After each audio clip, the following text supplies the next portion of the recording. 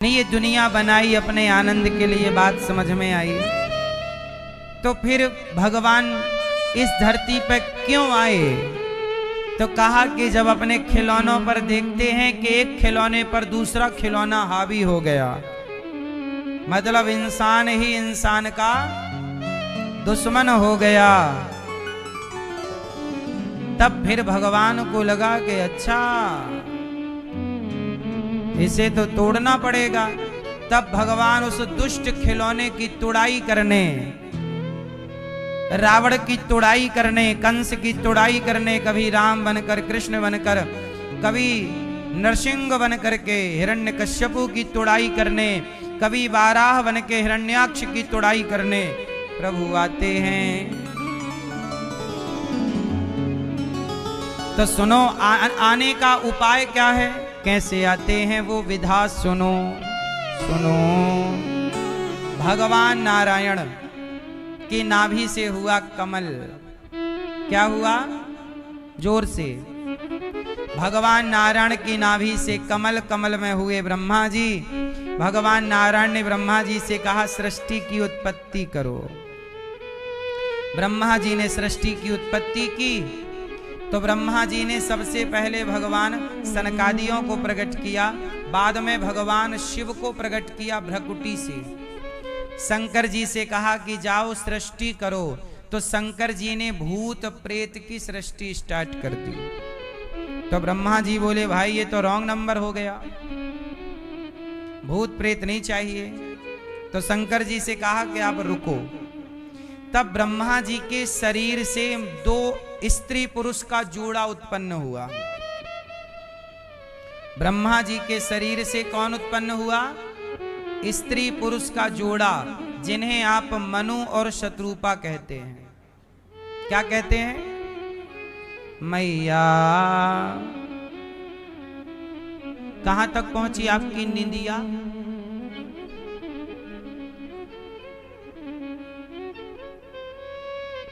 कौन आया? मनु और मनु शत्रुपा की 5 संतानें हुई, 3 बेटियां और 2 आकुति देवहूति प्रसूति 3 बेटियां, प्रियव्रत उत्तानपाद 2 बेटे। ये सृष्टि की शुरुआत की कथा है। जैसे आप लोग साइंस पढ़ते हैं तो पढ़ाया जाता है कि आप बंदरों की संतान थे, फिर आप मनुष्य बने। ये थ्योरी पढ़ाई जाती है आजकल बच्चों को, जो कि गलत है, परंतु आपको लिखना यही पड़ेगा वरना नंबर कट जाएंगे। जबकि पढ़ाई ये गलत है। हमारे सनातन में तो पूरी हिस्ट्री है। अब जिनकी हिस्ट्री ना पता हो वो कह दें कि हम बंदर की संतान हैं। बोलो हाँ, हमारी तो हिस्ट्री है तो हम कैसे कह दें? इस संसार की बताओ, इस संसार की सबसे पुरानी सभ्यता कौन है?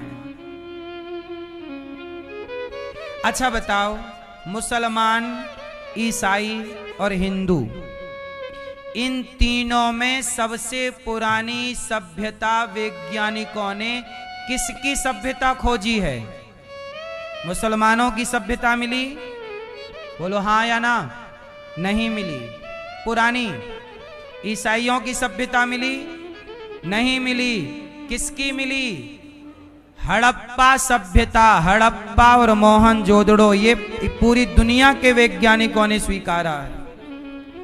धरती की सबसे पुरानी सभ्यता कौन सी है? मोहनजोदड़ो और हड़प्पा। और ये संस्कृति लगभग 2400 साल पुरानी, और जानकार मानते हैं लगभग 3000 साल पुरानी। तो सोचिए, इस धरती की सबसे प्राचीन सभ्यता मिली भी तो मोहनजोदड़ो, हड़प्पा संस्कृति, जिसमें सनातन के अवशेष मिले हैं। किसी मुसलमान के अवशेष, किसी ईसाई परंपरा के अवशेष। हाँ, इससे ये सिद्ध हो गया कि इस धरती पर सबसे प्राचीन परंपरा हमारे सनातन की ही परंपरा रही है। और वही परंपरा में हम लोग हैं, जिस परंपरा का ज्ञान ये कहता है कि हमारे पूर्वज ऋषि मुनि हुआ करते थे, जिनकी हम संतान हैं, जिनके नाम से हमारा गोत्र पड़ता है। आपका गोत्र है तो आपका जो गोत्र है आप उन ऋषि की संतान हैं। इसलिए हम बंदर की संतान को पुष्टि नहीं करते। साइंस में पढ़ाया तो जाता है ये, पर ये गलत पढ़ाया जाता है। अब कहे कौन, बदलाव करे कौन। कौआ कान ले गया, यही सुनते आए तो कौआ के पीछे सब दौड़ रहे हैं, क्योंकि यही है। कान है कि नहीं, इस पे पड़ताल किसी ने नहीं की। अब ध्यान से सुनिएगा। सबसे पहले इस धरती पर भगवान नारायण ने ब्रह्मा जी ने मनु शत्रुपा से पहले क्या आया, इस धरती पर पहले कौन आया। आज ये सवाल लोग पूछते हैं कि पहले स्त्री आई कि पुरुष आया, मुर्गी आई कि अंडा आया। बताओ कौन आया है। इस धरती पे सबसे पहले आने वाली है स्त्री। कौन आई? इसलिए स्त्री को सनातन में सबसे ऊंचा माना गया है। जन्म लेते ही लड़की को देवी कहा गया। याद रखना, मुसलमानों में स्त्री को भगवान नहीं माना जाता। उनके यहाँ अल्लाह तो है, वो पुरुष है, वहां स्त्री को भगवान की जगह नहीं माना गया। ईसाइयों में भी जो यीशु हैं वो पुरुष हैं, वहां स्त्री को भगवान का दर्जा नहीं दिया गया। एक सनातन ही ऐसा है जहां दुर्गा मां को भगवान का दर्जा दिया गया है, जहां नारी को भगवान की तरह पूजा जाता है। तो नारी की सबसे ज्यादा रिस्पेक्ट सनातन में है। नारी का सबसे अधिक सम्मान कहाँ है? सनातन धर्म में। इसलिए मैं अपने भारत की बहनों से कहता हूं, सनातन की बहनों से, कि तुम किसी लव जिहादी के चक्कर में पड़कर सनातन धर्म छोड़कर और किसी मजहब पंथ को मत अपना लेना, क्योंकि वहां तुम्हारा कभी सम्मान ना होगा। वहां सम्मान नहीं है, वहां केवल आपका शोषण है, शारीरिक शोषण बस। हमारे सनातन में नारी को जहां राम होंगे वहां सीता जी जरूर, मतलब भगवान के बराबर में नारी खड़ी है। किसके बराबर में? वो भी भगवान ही का महत्व रखती हैं। और इसलिए मेरी मां पहली नारी है आकुति, जिनके यहाँ यज्ञ भगवान हुए, फिर देवहूति जिनके यहाँ कपिल भगवान हुए, फिर प्रसूति जिनके यहाँ सती हुई, जिनका विवाह भगवान शिव से हुआ। 2 बेटे हुए, प्रियव्रत और उत्तानपाद। अब ध्यान से सुनिएगा। करदम जी नाम के एक ब्रह्मा जी के पुत्र हुए हैं, वो ऋषि हैं। मनु जी की बेटी है देवहूति। तो मनु जी अपनी बेटी को लेकर गए, करदम जी से कहा कि महाराज हमारी बेटी से आप विवाह कर लो। करदम जी बोले कि हम तो संत हैं, जंगल में पड़े हैं, न रहने को घर न खाने को रोटी। आपकी बेटी बड़ी सुकुमार है, राजगद्दी में राजा की बेटी है, हम कैसे आपकी बेटी को स्वीकार करें? क्या आपकी बेटी हमारे संग जंगल में रह सकेगी? महाराज आप तपस्वी हैं, आप कर लीजिए विवाह। करदम जी बोले आपका मन है तो ठीक है। और करदम जी ने देवहूति जी से विवाह किया। और करदम जी का विवाह माता देवहूति से हुआ। और करदम जी तपस्या में चले गए। सालों साल तपस्या के बाद जब जागे तो वहां पे देवहूति तब तक बुढ़ी हो चुकी। देवी आप कौन हैं? महाराज मैं आपकी पत्नी हूं। देखो जरा, पति शादी किया और तपस्या करने लग गए। पत्नी 40 साल बाद बाबा जी की समाधि खुली। 40 साल में तो बुढ़ी हो गई। दुल्हन आई और बुढ़ी 40 साल बाद। देवी तुम कौन हो? महाराज हम आपकी पत्नी हैं, आपके पास देखो राजा की बेटी है, भागी नहीं के पति तो ऐसे ही है, पति की सेवा करती रही। 40 साल बाद जब समाधि खुली तो करदम जी ने कहा देवी आप क्या चाहती हो? महाराज आप जैसे तपस्वी पति से एक पुत्र की कामना है। अच्छा ठीक है। करदम जी के तपस्या के प्रभाव से उन्होंने एक सरोवर, बिंदु सरोवर में पत्नी को कहा कि डुबकी लगाओ, और जैसे ही स्नान किया तपस्या के प्रभाव से दोनों पति पत्नी जवान हो गए। और करदम जी ने सबसे पहला विमान बनाया। अब ये आज के बच्चों को पढ़ाया नहीं जाता। सबसे पहला विमान करदम जी ने बनाया था, जिस विमान का नाम है कामग विमान। क्या नाम है? वो विमान बहुत बड़ा था। उस विमान के बारे में लिखा है पुराणों में। अब हम लोगों ने अपने विज्ञान को पढ़ा नहीं, अपने पे रिसर्च की नहीं, और वो विमान बिना डीजल पेट्रोल के कामना से चलता है, मन की गति से, जहां कह दो वहां चलता है।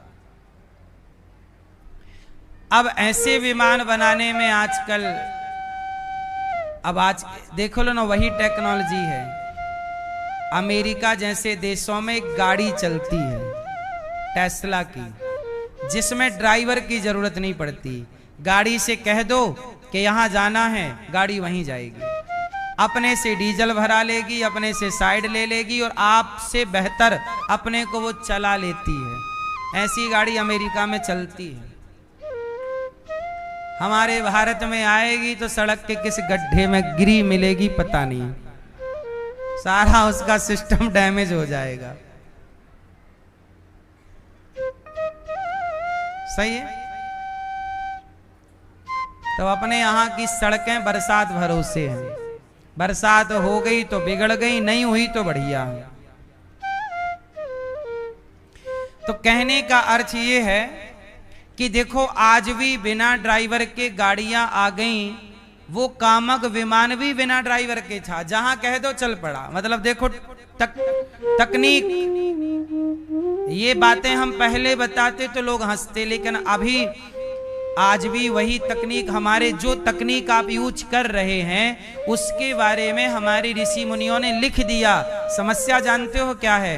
आप लोगों ने पढ़ा ही नहीं, विद्यालयों में ये बातें पढ़ाई ही नहीं गई, तो बच्चों को लगा कि अपना सनातन तो कुछ नहीं है, भारत में तो कुछ नहीं हुआ, भारत गुलाम था। तो लोगों को लगा, आज भी विदेशी लोग कहते हैं कि भारत तो सफेरों का देश है। किसका देश मानते हैं? सपेरों का है, सांप पकड़ने वाले। क्यों कहा? क्योंकि आपने अपने ज्ञान को पढ़ा ही नहीं। अब देखो हमारे कौन से स्कूल, विद्यालय, कॉलेजों में ये सब बातें पढ़ाई जाती हैं। क्या ये सब बातें पढ़ाने की नहीं है? जबकि पूरी दुनिया मानती है कि सबसे प्राचीन पुस्तक लिखित में वेद हैं। प्राचीन क्या है? वेद हैं। ये बात विज्ञान भी मानते हैं। तो जब मानते हो तो पढ़ा क्यों नहीं रहे हो? ये तो पढ़ाते हैं। कोई आपसे प्रश्न आ जाए कि भारत के इतिहास की सबसे प्राचीन लिखित पहली पुस्तक कौन सी है, तो आपको लिखना, उत्तर यही लिखना पड़ेगा, वेद। हाँ या ना? तो नंबर मिल जाएगा। जब वेद को आप इस तरह पढ़ा रहे हैं कि सबसे प्राचीन पुस्तक वेद है, तो भाई उस वेद में लिखा क्या है वो क्यों नहीं पढ़ा रहे हो? ये समस्या है। हम अपने चीजों को पढ़ा ही नहीं रहे।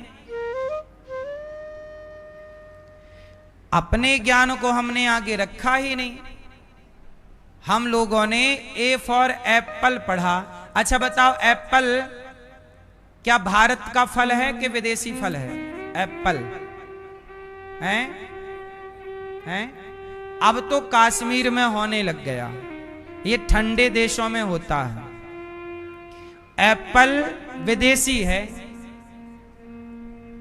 अमेरिका में सबसे ज्यादा एप्पल होता है, घर घर एप्पल है।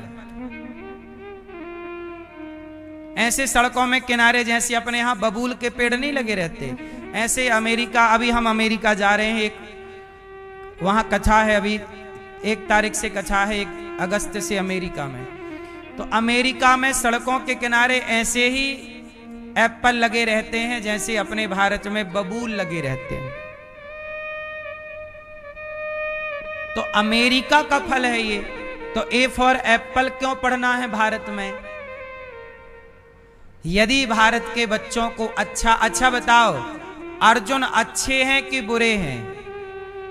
बोलो। कर्म करने का जुनून अर्जुन के पास है कि नहीं? तो ए फॉर एप्पल नहीं, ए फॉर अर्जुन भी तो पढ़ सकते हैं ना बच्चे, ताकि अर्जुन के तरह बनना सीखेंगे। हमने पहला ही विदेशी चैप्टर रख दिया, ए फॉर एप्पल। क्यों पढ़ना है एप्पल? ए फॉर अर्जुन पढ़ लो, बी फॉर बलराम पढ़ लो, सी फॉर चंद्रगुप्त मौर्य पढ़ लो। बोलो हाँ। क्या बिगाड़ा है अपने भारतीय परंपराओं ने? समस्या जानते हो क्या है? A for apple, B for, हमने इसके बाद क्या पढ़ा? कैट, बिल्ली पढ़ा, डॉग, कुत्ता पढ़ा। हमने बिल्ली पढ़ी, हमने कुत्ता पढ़ा, हमने गणेश जी को पढ़ना भुला दिया। गा गणेश का पहले था, अब गणेश जी को हटाकर गा गधे का कर दिया, गा गमले का कर दिया। गमला की भी क्या जरूरत थी? गधे की भी क्या जरूरत थी? गणेश जी ने क्या बिगाड़ा था?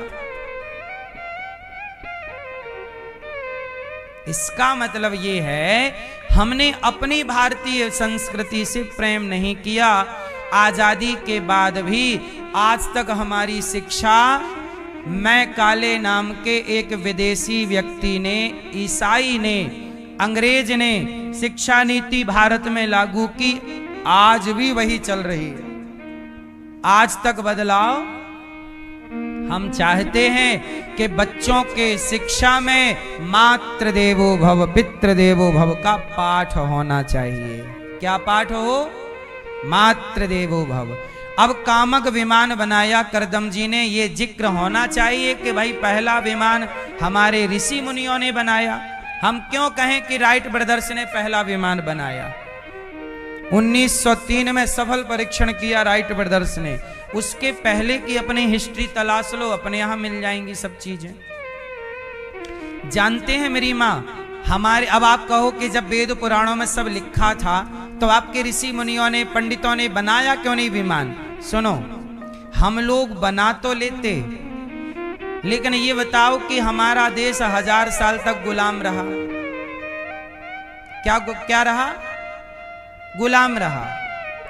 अच्छा, गुलामी के पहले ये सब चीजें थीं। एक उदाहरण से मैं आपको इतिहास की ओर ले चलूं। सुनो, हमारे भारत में गुलामी के पहले ऐसी विद्याएं थीं कि लोग आकाश से उड़कर के एक जगह से दूसरी जगह जाते थे। रामानुज स्वामी जी के बारे में ये बात मिलती है। अब इतिहास यदि भारत का मानना है तो ये सब हैं। अब इसे कपोल कल्पना कह दें तो फिर हम आपसे क्या बात करें। और सुनिए, मैं भारत की एक प्राचीनता की ओर, आप कितने लोगों ने आद्य शंकराचार्य जी का नाम सुना है? ये बात मुगलों के आने से, अंग्रेजों के आने से पहले की है। 1000 साल से अधिक पुरानी बात मैं आपको बोल रहा हूं, ध्यान से सुनिएगा। आद्य शंकराचार्य जी का एक बार मंडन मिश्र नाम के एक पंडित विद्वान से शास्त्रार्थ हुआ। ये भारत के इतिहास की बात है। किससे शास्त्रार्थ हुआ था? मंडन मिश्र, जिसे आज मध्य प्रदेश में नर्मदा के किनारे एक शहर है मंडला।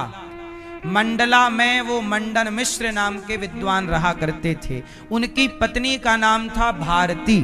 अब ध्यान से सुनिए, भारत की एक कथा मैं आपको सुनाता हूं, फिर मैं बताता हूं कि भारत का टैलेंट क्या था, अब क्या हो गया। दोनों को कंपेयर कीजिएगा अभी पूरी बात होने के पश्चात। आद्य शंकराचार्य जी गए थे शास्त्रार्थ करने। क्या करने गए? शास्त्रार्थ में मंडन मिश्र को आद्य शंकराचार्य जी ने हरा दिया। पहले भारत में शास्त्रार्थ की परंपरा थी। किसकी परंपरा थी? तो किसको हरा दिया? मंडन मिश्र को। जब मंडन मिश्र हार गए तो मंडन मिश्र की पत्नी बोली कि नहीं, अभी मेरे पति हारे नहीं हैं, पहले मुझे हराओ। पत्नी भी विद्वान थी, बोले मैं भी तो अर्धांगिनी हूं, यदि मेरे पति हार गए हैं तो मैं पति की तरफ से लड़ सकती हूं, तो आप पहले मेरे से शास्त्रार्थ करो। तो मंडन मिश्र की पत्नी ने आद्य शंकराचार्य जी से कहा कि स्त्री के अंदर काम वासना कब ज्यादा जागती है? इस तरह मतलब काम, जो पति पत्नी की बातें होती हैं ना, वो वाले सवाल पूछ लिए। जबकि आद्य शंकराचार्य जी विवाहित नहीं थे, कुंवारे थे। अब जो कुंवारे हैं वो काम सूत्र क्या जाने। तो मंडन मिश्र की पत्नी ने सवाल क्या पूछ लिए? जो पति पत्नी के अंदर के प्रश्न हैं, जो केवल गृहस्थ ही बता सकता है। अब ये तो विरक्त थे, मतलब सन्यासी थे। तब सुनना, अब कथा सुनना, समझना। आद्य शंकराचार्य जी ने कहा मंडन मिश्र की पत्नी भारती से कि देवी, मैं आपके प्रश्न का उत्तर दूंगा, मुझे कुछ महीने का टाइम दो। अब देखना, टाइम लिया और आद्य शंकराचार्य जी आ गए। अब आद्य शंकराचार्य जी ने देखा कि वहां एक राज्य का राजा मर गया। एक राज्य का कौन मर गया? तब आद्य शंकराचार्य जी ने अपने शिष्यों से कहा कि मेरा शरीर संभालना, मैं परकाया प्रवेश कर रहा हूं। मैं क्या कर रहा हूं? सुनना, ये भारत की विद्या है, आज कोई जानता भी नहीं है। आद्य शंकराचार्य जी ने कहा कि तुम मेरा शरीर संभालना, शिष्यों को कहा, और कहा कि संभालना, मैं मर गया है जो राजा, उस राजा के अंदर मैं जा रहा हूं। अब सोचिएगा, अब बताइए क्या आज संभव है? विज्ञान कर सकता है, लेकिन यदि आप भारत के सिद्धांत को, संतों की परंपरा को नहीं मानेंगे तो आप कह दोगे महाराज जी तो आप झूठ कह रहे हो। यदि आप हमें झूठा कह दोगे तो फिर ये सारी बातें झूठी लगेंगी आपको, जबकि इतिहास में ये घटना घटी है। समस्या जानते हो क्या है? आपने अपने सिद्धांत पढ़े ही नहीं, अपने ऋषि मुनियों की परंपरा, उसका ज्ञान विज्ञान पढ़ा नहीं, और आप राइट ब्रदर्स को पढ़ने लग गए, शेक्सपियर को पढ़ने लग गए। समस्या ये है। अब सुनिएगा, आद्य शंकराचार्य जी के शिष्यों ने उनको संभाल के रखा, और आद्य शंकराचार्य जी ने अपने योग के बल से, तप के बल से अपने शरीर का सूक्ष्म शरीर निकाल कर उस मरे हुए राजा में, सोचिए, अपनी आत्मा निकाल कर उस राजा में डाल दी, और वो राजा हो गया। और अब वो राजा राजा नहीं था, अब वो शंकराचार्य जी थे। और शंकराचार्य जी वो राजा के अंदर जाके, और राजा की रानी थी तो रानी के संग जाके और वहां रहे। महीनों तक रानी और राजा दोनों पति पत्नी के संबंध का सुख लिया, और हर चीज गहराई से शंकराचार्य जी ने स्टडी की। क्या किया?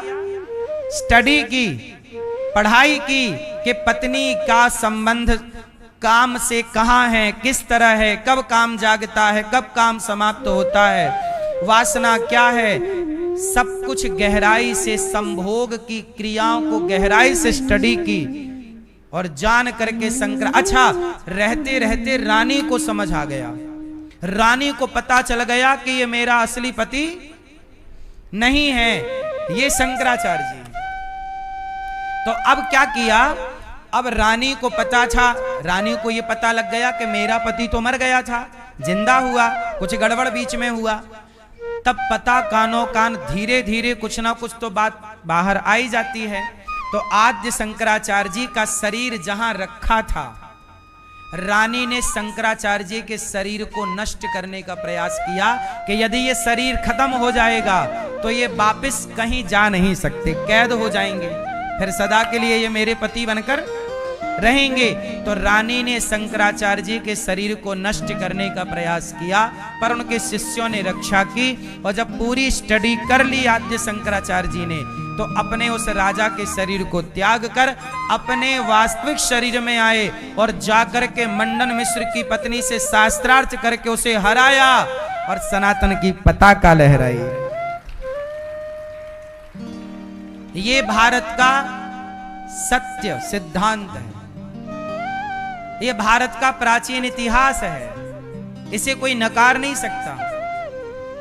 लेकिन समस्या जानते हो, ये हमारा भारत रहा है जहां हम लोग, क्या आजकल का कोई साइंटिस्ट बताओ क्या इस तरह से काम कर सकता है? पर का या प्रवेश है कोई टेक्नोलॉजी? अब बताइए, हमारा विज्ञान बड़ा था कि आज का विज्ञान बड़ा है? उत्तर दो। समस्या ये रही कि हमने अपने विज्ञान पर काम ही नहीं किया, पढ़ाई नहीं की। इसलिए ना मुगलों ने आकर, अंग्रेजों ने आकर सबसे पहले नालंदा के विद्यालय को और नालंदा के पुस्तकालय को जलाया। उन्हें डर लगता था कि भारत का ज्ञान बड़ा है, इसलिए सबसे पहले पुस्तकें जलाई। और हम लोग आज भी अंग्रेजों के गुलाम हैं, उन्हीं की शिक्षा पढ़ रहे हैं। हमने अपनी शिक्षा, हमने अपनी खोज की ही नहीं, अपनी रिसर्चें की नहीं, वरना हम बहुत कुछ कर रहे होते। हमारी अपनी सरकारों ने आजादी के बाद अपनी शिक्षा पर काम ही नहीं किया। समस्या ये है। तो करदम जी ने, हमारे यहां पता है मैया, पुराने ग्रंथों में, पुराने इतिहास में मिलता है कि हमारे ऋषि मुनि आकाश मार्ग से चला करते थे। किस मार्ग से चलते थे? चलते थे, आकाश में चलते थे। अब ये बात किसी को कह दो तो आप कहेंगे कि उस जमाने में सिद्धियां होती थी। क्या होती थी? अब देखो, हनुमान जी ने समुद्र को छलांग मार के पार कर लिया। क्या कर लिया? छलांग मार के ना पार किया। अब आज का विज्ञान करे छलांग मार के, नहीं कर सकता। इसका मतलब ये हुआ कि हमारे यहां इस तरह की ताकत थी। तो जब विज्ञान हमारा इस तरह का था तो आज का विज्ञान वहां पहुंच नहीं सकता। अब हनुमान जी के अंदर सिद्धि थी, वो सिद्धि हमारे ऋषि मुनियों ने ग्रहण की और वही परंपरागत सिद्धियां चली आई। अब क्या हो गया कि हम लोगों का खान पान बिगड़ गया, रहन सहन बिगड़ गया, तो वो सिद्धियां लुप्त हो गई, क्योंकि अब उस सिद्धियों को पाने का कोई अधिकारी नहीं रहा। यदि वो सिद्धियां मिल भी जाएं तो लोग उसका मिसयूज करने लग जाते हैं, लोग अपने स्वार्थ के लिए उसका प्रयोग करने लग जाते हैं। तो वो सिद्धियां आज भी हैं ऋषि मुनियों के पास, आज भी हमारा विज्ञान शास्त्रों में सुरक्षित है। कोई करे, कोई पढ़े, कोई इस पे चले तब ना। इसलिए हमने केवल अपनी प्राचीनता आपको बताई है। तो करदम जी ने अपनी पत्नी से कहा कि ठीक है, 9 बेटियां हुई करदम जी की और 9 मानस ब्रह्मा जी के पुत्रों से उन्होंने बेटियों का विवाह कर दिया। फिर करदम जी के एक पुत्र हुए जिनका नाम है कपिल देव जी, जो साक्षात भगवान नारायण के अंश हैं। और कपिल भगवान अपनी मां को ज्ञान दे करके और परम गति प्रदान करके सिद्धा नाम की नदी बनकर माता बह गई और कपिल देव जी गंगा सागर चले गए। अच्छा, कपिल देव जी गंगा सागर में एक टापू पे जाके रहने लग गए। तो लोगों ने परेशान करना शुरू कर दिया, नाव पे चढ़ चढ़ के, बाबा जी बहू के बेटा कब होगा, महाराज बताओ, आप तो बड़े। पहले के जमाने में ना लोगों, जैसे ऋषि मुनियों के अंदर सिद्धि थी, बल था। अब जैसे उदाहरण से आप देख लो, सूरदास जी जन्म से अंधे थे, उनके पिताजी बहुत ताना मारते, जब से तू पैदा हुआ है मेरा तो भाग्य फूट गया, एक दिन क्या हुआ कि सूरदास जी के पिताजी को कहीं पे राजा के दरबार में सोने के 2 सिक्के मिल गए। तो वो लेके आए और रख दिया, और जहां रखा संयोग से वहां से चूहा, वो दोनों सिक्के लेके चूहा बिल में घुस गया। अब सवेरे पिताजी जागे तो देखा कि वहां पे सोना नहीं। अब तो आग बबूला हो गए, लो इतनी मेहनत के बाद सोना मिला, अब घर बनवाते ये करते। जब से ये अंधा, सूरदास जी अंधे थे, बोले जब से ये पैदा हुआ मेरे भाग्य फूट गए, निकल जा घर से। तब सूरदास जी का जब अपमान बाप ने किया, माँ भी ऐसे ही बोलती, तब सूरदास जी ने अपने पिताजी से कहा, पिताजी यदि मैं आपको सोने का पता बता दूं कि आपका सोने के सिक्के कहाँ गए हैं, तो आप मुझे जाने की इजाजत दोगे? सूरदास जी के पिताजी बोले, तू अभी मर जा, पर मुझे सिक्के का पता बता, कहाँ गए 2 सिक्के, और तू बता के मर जा, हमें कोई दिक्कत नहीं। ठीक है पिताजी, तो आपके सोने के सिक्के चूहा ले गया है, उस वाले बिल में है। देखो, जबकि अंधे हैं, उन्हें कैसे पता? ये सिद्धियां हैं कि आंख ना होने पर भी देख लेना। तो ये किसके पास हो सकती हैं? जो भक्त हो, जो सात्विक हो, उस पर सिद्धियां। देखो, जो व्यक्ति पवित्र है विचारों का सब तरह से, उस पर ना इस ब्रह्मांड की पॉजिटिविटी अपने आप कैच करता है, वो अपने आप। तो सूरदास जी के पिताजी को सोना मिल गया, और जब सोना मिला तो सूरदास जी के पिताजी बोले, वाह मेरा बेटा तो चमत्कारी, अच्छा बेटा तुम रुक जाओ, तुम लोगों का ऐसे ही बताया करो तो पैसा मिला करेगा। सूरदास जी बोले, हमें धंधे में ना उतारो, आपने वादा किया था कि भेजोगे, मैं चला। सूरदास जी ने उस दिन से घर छोड़ दिया, और अंधे थे पर भगवान का नाम जपते जपते चले। तो एक गांव में रहने लग गए। तो उस गांव के एक आदमी की ना भैंसें कहीं चोरी हो गई। ढूंढता ढूंढता सूरदास जी के पास आया, बोले हमारी गाय भैंस चोरी हो गई, बहुत ढूंढा। सूरदास जी बोले, सुनो, फलाने गांव में फलाना नाम का आदमी है, उसके घर में तुम्हारी भैंस और तुम्हारी गाय बंधी है। अब वो गया तो उसकी भैंस गाय मिल गई। उसने प्रसन्न होकर सूरदास जी को एक गैया दे दी कि महाराज इसका दूध आप पिया करो, और गांव में हल्ला मचा दिया कि बाबा बड़े चमत्कारी हैं। अब बाबा जी सूरदास जी के पास बड़ी भीड़ लगने लग गई, महाराज हमारा भी बता दो, हमारा तो मंगल सूत्र गुम हो गया, हमारी तो जेठानी ऐसी, हमारी तो देवरानी ऐसी, हमारा तो ये हाल बुरा। अब सूरदास जी बोले, भगवान हम भजन करने निकले हैं, और यही सब करने लग गए। तब सूरदास जी ने वो गांव भी छोड़ दिया और विचरण। देखो, जो संत हैं वो अपने को छिपा करके रखते हैं, क्योंकि यदि आपको पता चल जाए कि चमत्कार है, तो आप इस चमत्कार से यही तो पूछोगे कि हमारे बच्चा कब होगा।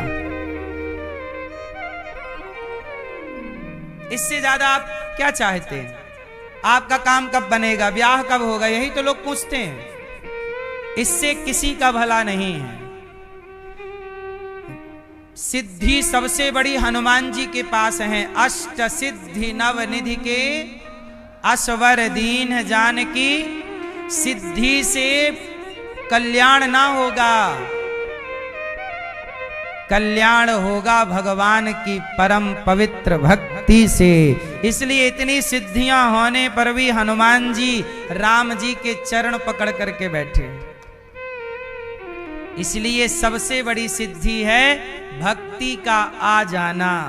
यदि आपके हृदय में प्रीति आ गई, भगवान की भक्ति आ गई, तो आप ही सबसे बड़े सिद्ध हैं। इसलिए सांसारिक सिद्धियों के पीछे किसी को नहीं भागना चाहिए। ये सिद्धियां बहुत अच्छी नहीं होती, ये भक्ति में बाधा उत्पन्न करती है भजन करने में, क्योंकि लोग इसी में भीड़ लगाए रहेंगे कि ये बताओ वो बताओ। इसलिए हमारे परंपरा में कपिल भगवान गंगा सागर विराजे, और गंगा सागर में लोग जाने लग गए। तो कपिल देव जी ने कहा, देखो तुम रोज रोज मत आया करो। तो गुरुजी कब आए? बोले साल में एक बार आया करो, एक दिन के लिए। आज भी कपिल देव जी का दर्शन साल में एक दिन के लिए, आज भी। फिर लोगों ने कहा एक दिन में कैसे आएंगे, समुद्र की लहरें तो ज्यादा हैं। तब भगवान कपिल देव जी ने कहा कि एक दिन के लिए ये लहरें तुम सबको रास्ता दे दिया करेंगी। तो आज भी जब मकर संक्रांति आती है तो आज भी समुद्र रास्ता छोड़ देता है कपिल देव जी के आश्रम के पास तक पहुंचने का लगभग। तो आज भी कहते ना बाकी तीर्थ बार बार गंगा सागर, तो आज भी वहां मकर संक्रांति के दिन समुद्र का पानी कम हो जाता है, केवल एक दिन के लिए। हाँ या ना? तो ये सनातन की शक्तियां हैं। तो कपिल भगवान वहां विराजे हैं और वही भगवान के 24 अवतारों में एक अवतार है। तो मां सिद्धा नाम की नदी बनकर बह गई। अच्छा, मनु जी महाराज की पहली बेटी आकुति, दूसरी देवहूति जिनके कपिल भगवान, और तीसरी प्रसूति। प्रसूति जी का विवाह दक्ष से हुआ। प्रसूति जी का विवाह किससे हुआ? और दक्ष की सबसे छोटी बेटी का नाम हुआ सती, और सती जी का विवाह भगवान शंकर से हुआ। भगवान शंकर से विवाह जब हुआ माता सती का, तो सब प्रसन्न हैं, पर दक्ष जी महाराज प्रसन्न नहीं। उनको लगा कि मेरा दामाद ठीक नहीं है, इसको उठने बैठने का भी ज्ञान नहीं है, शमशान में रहता है। एक बार तो भरी सभा में दक्ष ने भगवान शिव को गालियां दी, अरे तुझे तो बैठने का ज्ञान नहीं, तो शमशान में रहता। अपमान ना जाने क्या क्या शिव जी को कहते गए। और भगवान शंकर धन्य है कर्पूर गौरम, करुणा के अवतार। सुनते गए, सुनते गए। दक्ष गालियां देते गए, शंकर जी चुप रहते गए, चुप चुप चुप चुप। अच्छा बोलो, बोलना चाहिए ज्यादा कि नहीं बोलना चाहिए? कोई आपको गाली दे तो बोलना चाहिए कि नहीं? आंसर, उत्तर दो मेरी मां।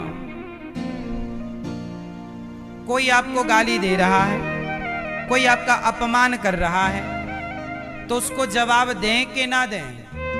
जोर से।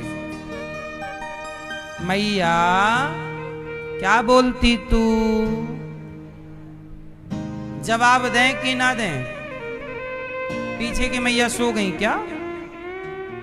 नहीं? बताओ, जवाब देना चाहिए गाली देने वाले को कि नहीं देना चाहिए? कितने लोग मानते हैं कि जवाब देना चाहिए? जवाब।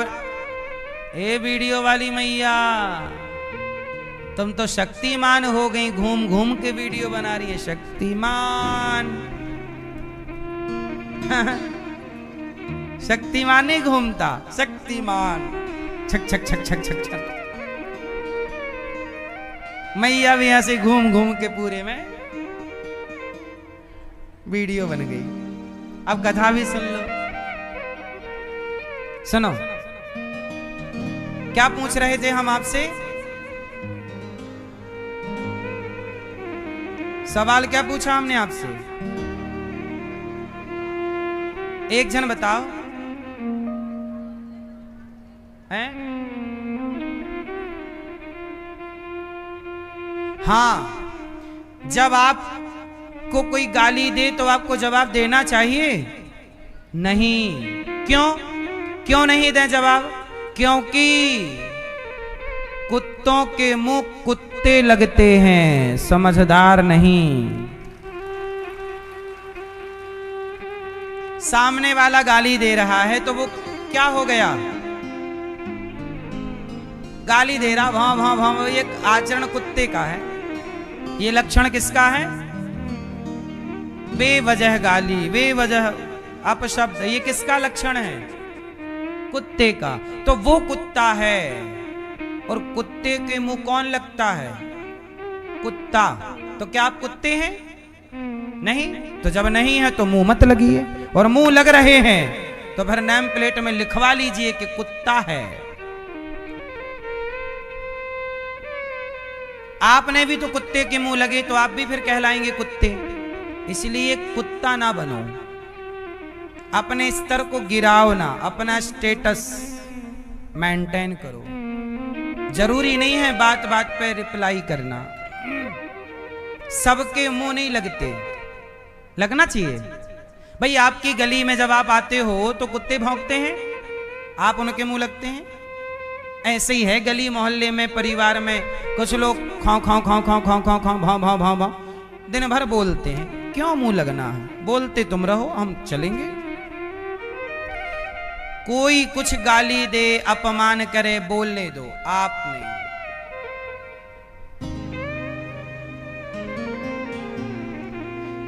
देखो कहां जवाब अभी मत दो, टाइम आएगा, एक वक्त आएगा तब जवाब दे देना।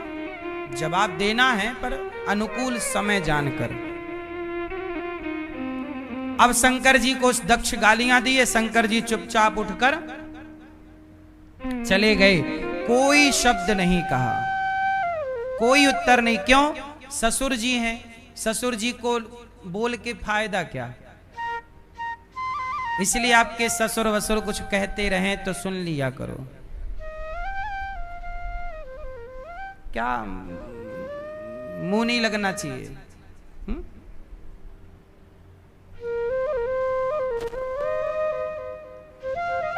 एक आदमी कह रहा था हमारा ससुर नहीं असुर है।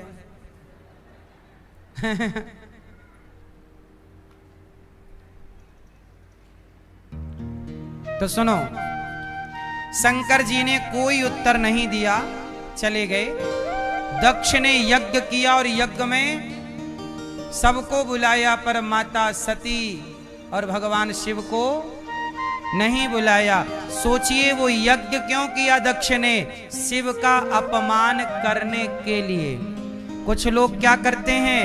अनुष्ठान करते हैं, यज्ञ करते हैं और बोले इस यज्ञ में उसको नहीं बुलाएंगे।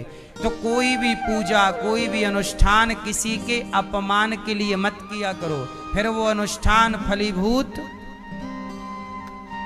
हमने भागवत करवाई तो इसलिए थोड़ी कि हम उसे नहीं बुलाएंगे। इससे क्या होगा? तुमने उसका अपमान करने के लिए भागवत करवाई क्या? नहीं। इसलिए अपने अंदर से नफरत, द्वेष, घृणा इनको मिटाकर भगवान की शरण में जाना चाहिए, इनको रखकर नहीं। दक्ष ने यही गलती की कि द्वेष शिव से रखकर और यज्ञ किया, सबको निमंत्रण दिया पर भगवान शिव को कोई निमंत्रण। जब देवता, अच्छा देवता देवियां भी, उन्हें पता था कि इनको निमंत्रण नहीं मिला, तो कैलाश के बगल से ही निकल रहे हैं सब तैयार हो के देवियां, बड़ा हार वार पहन के। तो माता सती को रहा ना गया, देवियों आज सज बज के कहां जा रही हो?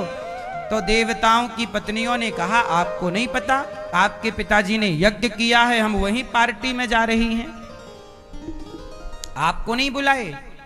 अब माता सती घबराई, अरे राम राम, हमारे पिताजी यज्ञ किए, हमें सूचना नहीं आई। शंकर जी से कहा भोलेनाथ चलो। कहा? बोले पिताजी ने यज्ञ किया है, लगता है फोन लगाना भूल गए, व्यस्तता बहुत है ना। शादी वादी में अपनों को ही कई बार आप बुलाना भूल जाते हैं तो लोग मुंह फुला लेते हैं, हमें नहीं बुलाया। अरे कई बार हम लोग भूल ही जाते हैं किसी ना किसी को बुलाना। तो शंकर जी को बुलाया नहीं। माता जी बोली कि लगता है पिताजी हम लोगों को बुलाना, चलो। शंकर जी बोले कि सुनो, आपके पिताजी भूले नहीं हैं, जानबूझकर नहीं बुलाया, हमारा अपमान किया था, उनके अंदर घृणा है। शंकर जी ने पुरानी वाली बात बता दी कि एक बार गालियां दी, हमने तुम्हें बताया नहीं था पर आज बता दे रहे हैं, हमारे अपमान के लिए उन्होंने हमें नहीं बुलाया, इसलिए देवी हमें नहीं बुलाया, तुम भी मत जाओ, वहां जाने से भला नहीं होगा। माता सती बोली नहीं, मैं तो अपने पिता के घर जाऊंगी। शंकर जी बहुत समझाए, देवी मत जाओ मत जाओ मत, नहीं नहीं मैं तो जाऊंगी पिता के घर। मैया आप लोगों को क्या हो जाता है? पिता के घर जाने पे फिर नहीं मैया सुनेंगी किसी की, मैं तो जाऊंगी। मैं मायके चली जाऊंगी, तुम देखते रहियो।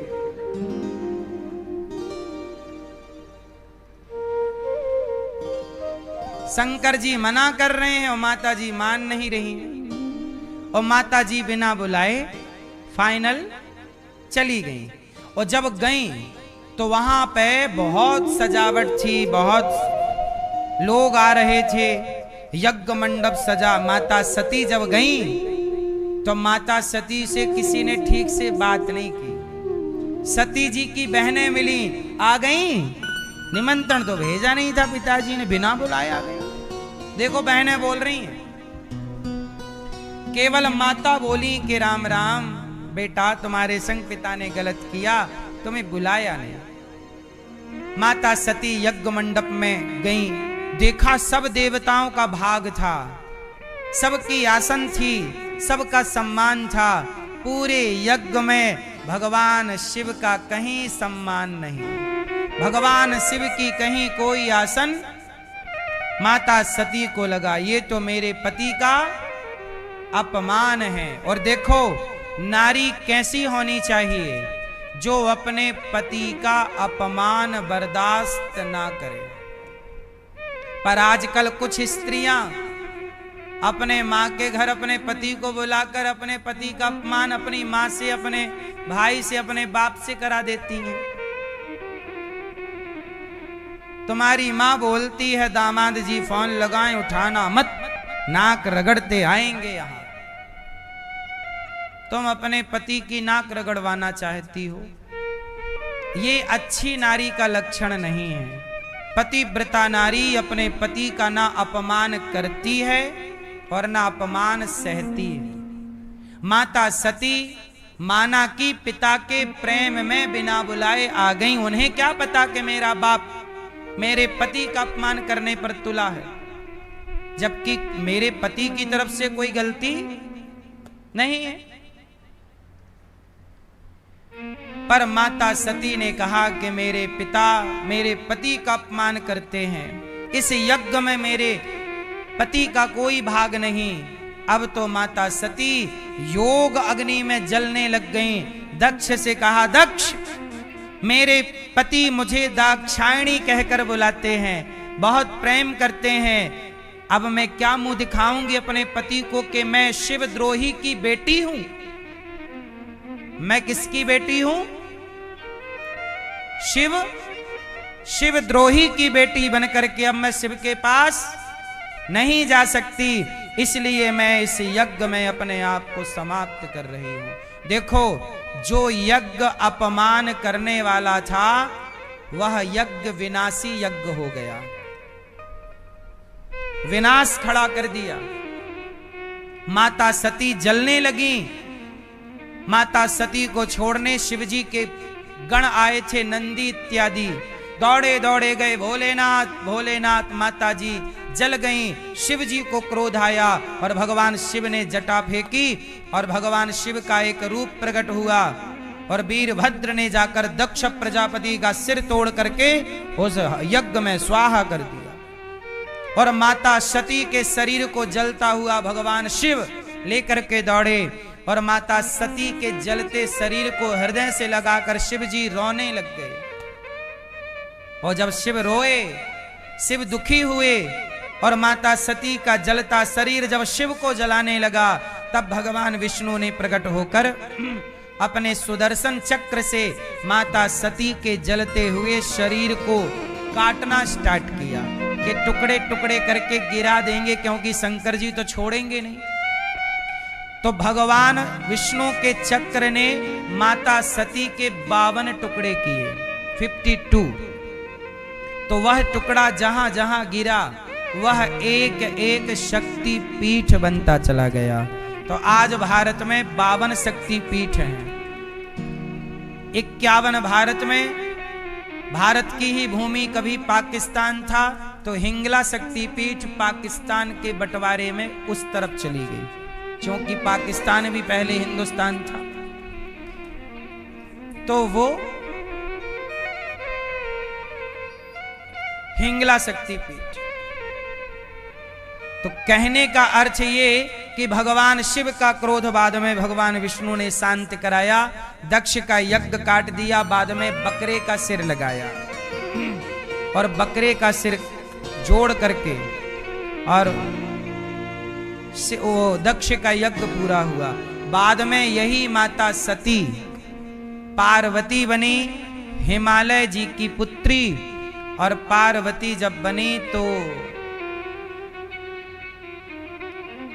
पार्वती जी ने 10,000 साल तक बिल्व पत्र खाकर भगवान शिव को पति के रूप में पाने की तपस्या की और तब जाके माता पार्वती को भगवान शिव की प्राप्ति हुई।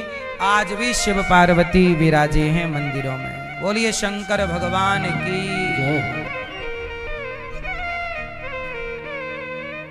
अच्छा, माता सती को शरीर क्यों छोड़ना पड़ा? क्योंकि माता सती ने भगवान राम की परीक्षा ली।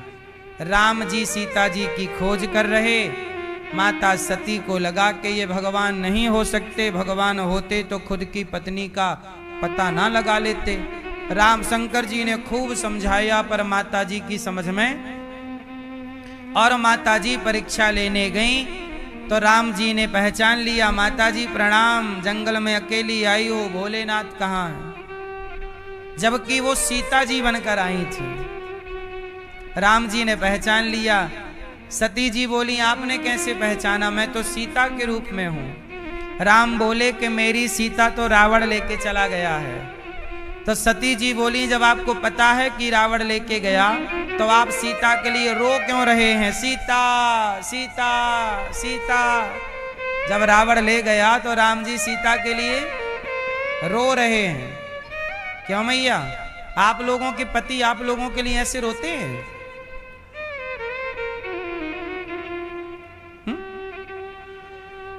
मैया, लाल मैया, आपके पति नहीं रोते आपके लिए? क्या नाम है आपका?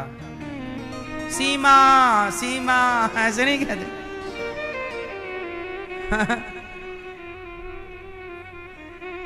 कहाँ वो सीमा? नहीं ऐसे रोते? फिर क्यों? आपकी पत्नी का नाम क्या है? हैं? सोनम। आप नहीं रोते हैं? सोनम कहाँ हो, कब आओगी?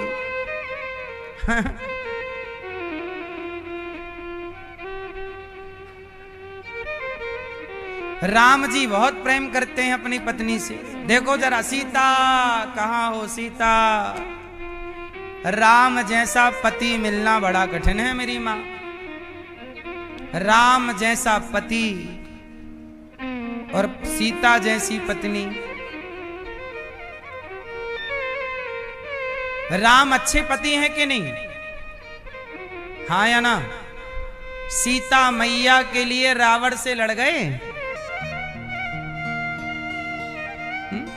वैसे आप भी कम नहीं हो, अपनी पत्नी के लिए अपने माँ बाप ही छोड़ देते हैं कुछ लोग। जाओ, पत्नी के लिए किसे छोड़ दिया? माँ बाप को। जा,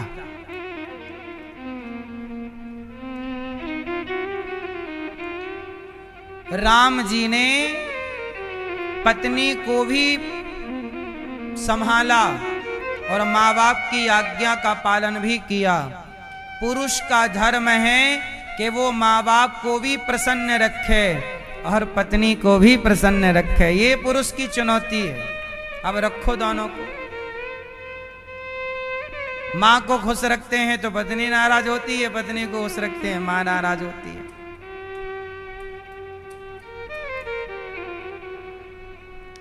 इसलिए हम आपको एक बात कहें, पुरुषों को चाहिए कि पुरुष सफल हो। जो पुरुष कामयाब होता है, सफल, वो अपनी पत्नी और अपने माँ बाप दोनों पक्ष को खुशहाल रख पाता है। और जहाँ कामयाबी नहीं मिलती, सफलता नहीं मिलती, तो कुछ रिश्ते ऐसे होते हैं कि असफलता में साथ छोड़ देते हैं। कुछ पत्नी ऐसी होती हैं कि जो अपने पति को देखती हैं कि ये तो गरीब है, असफल है, साथ छोड़ देती हैं। जबकि लिखा है कि पति कैसा भी हो, नारी को कभी अपने पति का साथ नहीं छोड़ना चाहिए। पर कुछ स्त्रियां पैसे ना होने पे पति का साथ छोड़ देती हैं। ये बात सही है कि गलत है? इसलिए पुरुष का कामयाब होना जरूरी है, सफल होना जरूरी है। जो पुरुष जितना सफल होगा उसे उतना परिवार का सुख भी मिलेगा। सफलता कम मिलेगी तो ताने ज्यादा मिलेंगे, क्योंकि आजकल हर रिश्ते में स्वार्थ ही तो है। बिना स्वार्थ का कोई रिश्ता बाजार में ढूंढ लो, है नहीं। क्यों? फिर तो भगवान राम कह रहे हैं मेरी पत्नी रावण ले गया। सती जी बोली जब आपको पता है कि आपकी पत्नी रावण ले गया तो आप रो क्यों रहे हैं? राम जी बोले बैकुंठ में बैठे बैठे थक गए। हमारे भक्त रोते रहते हैं तो हम भी देख रहे हैं, रो के रोने में कैसा लगता है। भाई भगवान को कोई दुख तो है नहीं, भाई भगवान कभी रोते नहीं है, रोते जीव हैं हम इंसान। तो भगवान भी सोचते हैं यार रोना, हम भी तो रो के देखें कैसा। तो और तो कोई दुख है नहीं, पत्नी चोरी हो गई, यही दुख लेके राम जी रो रहे हैं। पत्नी चोरी हो गई। भगवान की भी पत्नी चोरी हो गई।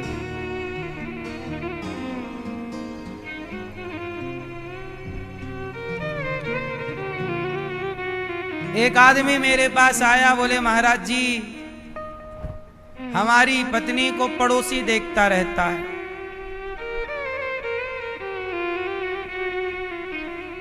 फिर हमने कहा संभालना, चोरी हो जाएगी, पड़ोसी ले जाएगा चुरा के।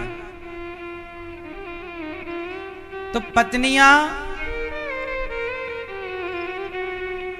माता सीता को रावण ले गया। अच्छा राम जी क्यों रोए?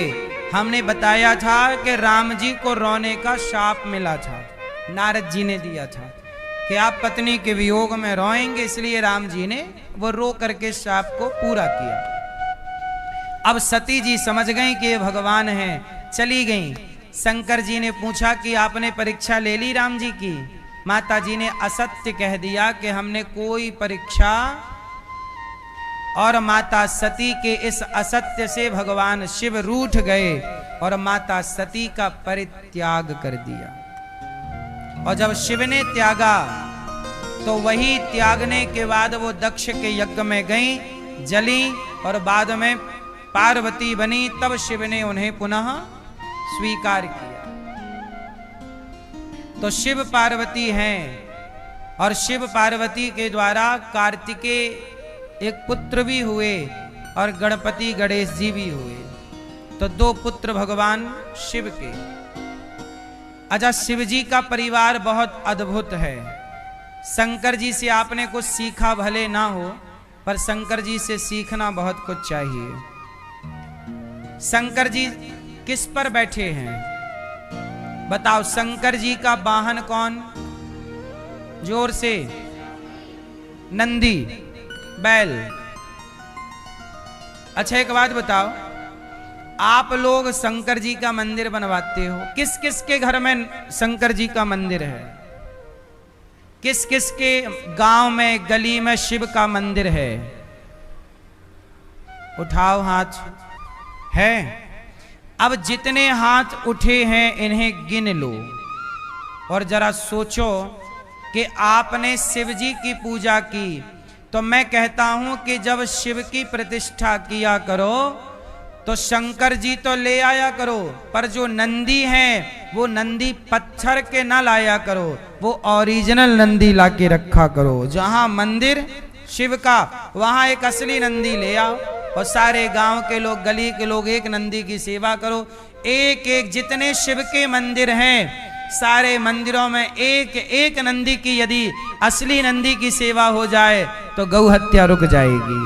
और असली नंदी जो सड़कों में पॉलीथीन खा रहे हैं उन्हें भी आश्रय मिल जाएगा। पर पत्थर के नंदी की तो पूजा करेंगे। असली नंदी की पूजा नहीं करेंगे, असली नंदी की नहीं। सुनो, मां अहिल्याबाई का नाम सुना है आपने? अहिल्याबाई होलकर, नर्मदा के तट पर उनकी राजधानी हुआ करती थी, मंडलेश्वर। यही थी? क्यों? महेश्वर है, महेश्वर, मंडलेश्वर, महेश्वर। तो सुनो, वहां पर आज भी एक शंकर जी का मंदिर है और वो विश्वनाथ मंदिर है, और उस मंदिर में जो नंदी है वो आज भी कैद रहता है, मतलब चारों तरफ जाल लगा हुआ है। तो प्रश्न ये खड़ा हुआ कि वो जाल क्यों लगाया नंदी में, जबकि शिव मंदिर में नंदी के चारों तरफ जाल नहीं होता, खुले में बैठते हैं।